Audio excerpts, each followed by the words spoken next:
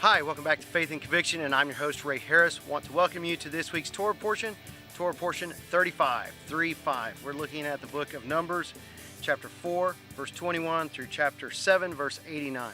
So that's a lengthy portion, but again, we're just looking at our keywords, and we're looking at the keyword of Naso, which means to take, and some translate that meaning to elevate. So again, it's from the book of Numbers, but in Hebrew that book name is Bamidbar, and it means in the wilderness. So our key word is the first word in Numbers chapter 4, verse 22. The Strong's number that's on that is H5375. It's connected back to the Hebrew word Naso. Brown Driver Briggs tells us that this means, it actually has a lot of definitions, but it means, some of these is to lift up, to carry off, to forgive, to be exalted, to assist, to take. And that's going to be the application that we have for this Torah portion. So Esword tells us that the King James Concordance tells us that the King James translation translates this Hebrew word many different ways. It's in the Old Testament about 650 times. And the King James translates it as bear, B-E-A-R. And variations of that like B-A-R-E, born, bearing, that kind of thing. But also lift, lifted, liftest, lifting. And a whole bunch of different versions of take, a whole bunch of different versions of carry, and you have exalted, you have forgive, forgiven, and some other variations of forgive. But what we're looking at is the instances found in our Torah portion. Now, in our Torah portion, is translated as bear, B-E-A-R, in Numbers 4, verse 15, 4, verse 25, chapter 5, verse 31, and chapter 7, verse 9. But it's translated as lift in Numbers 6, verse 26, and translated as take in Numbers 4, verse 2, and chapter 4, verse 22. So even in this Torah portion, it has three different English words that convey the meaning here. So let's look at Numbers 4, verse 2, because that's where we're going to look first. So in the King James, it has it this way. Take also the sum of the sons of Gershon. Now I abbreviated the verse just so we could take a look at this. The Complete Jewish Bible translates it this way. Take a census of the descendants of Gershon. Now, the Jewish Publication Society, this one here, which is always my base text, has take further a census of the Gershonites. So we have this census that's going on. Now, we always start with the Hebrew. We go over here to the Greek of the Old Testament to see the Greek of the New Testament so we can see the English. So we're going to look at the Greek of the Old Testament.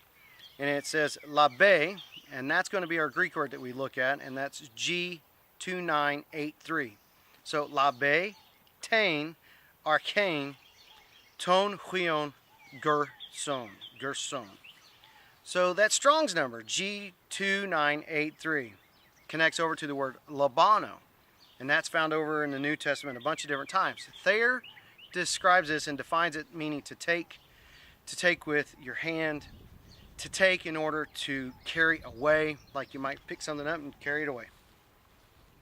To take what is one's own, to take, to receive what is offered, so you can take it as because someone gives it to you.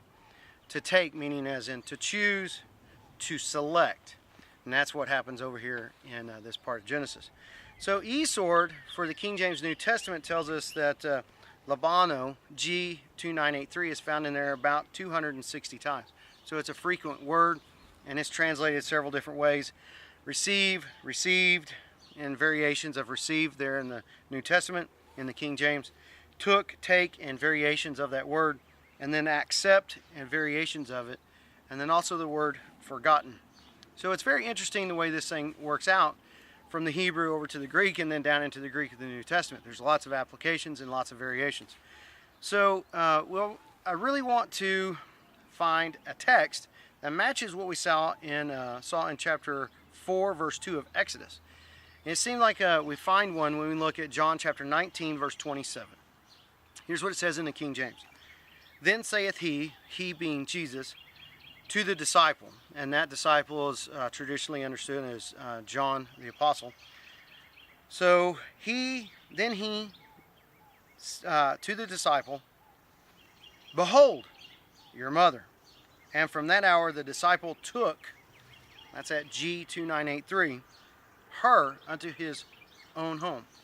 So what happens here? Of course, Jesus is in his final moments, but he says to the disciple, "Take this lady, who is Jesus' mother, take her into your own home. She's your mother." So how is this alike with what we find over there in Exodus? Well, it is a very similar concept. Now what we do is we find that the Kohathites, the Gershonites, were counted. They're put into a census. Now, you wouldn't say that Mary is technically put into a census, but she is counted out, and she's pulled out from where she is in one house and put into another. So, in that sense, Mary becomes enumerated and lifted up into a very special status, very much like what happens over in Exodus. So, like in Exodus, these folks have a very special burden that they bear for Jehovah, the Lord. And right over here in the New Testament, what we find is the disciple being given a burden, a very special burden for the Lord, this time Jesus. So this is actually kind of cool that through what we could do is look at the Hebrew keyword, find the translation in the Greek, look at the Greek New Testament, and we can see what's going on in the English. So these are kind of cool things that happen when you can start from the English and work backwards, or you can start with the Hebrew and work forward. What we're doing is we're seeing why the concepts of Moses and the concepts of Messiah work together and are harmonious. Because it is the power of Moses and it is the power of Messiah. God works through Moses, testifies to the Messiah, and then God works through the Messiah and testifies to the power of Moses. This is cool. This is the power of the languages. This is why we study these things, to try and have a better understanding of what's happening and why it's important to us when we read the English Bibles.